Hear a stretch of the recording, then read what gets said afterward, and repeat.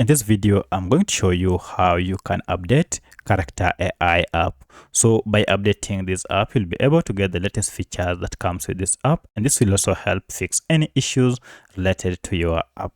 If you find this video helpful, I'll kindly request that you support me by liking the video and also by subscribing to this channel.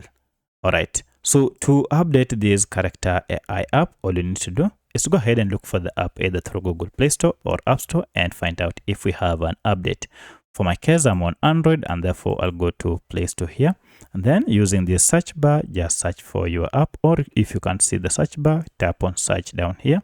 Then just go ahead and enter the name of your app.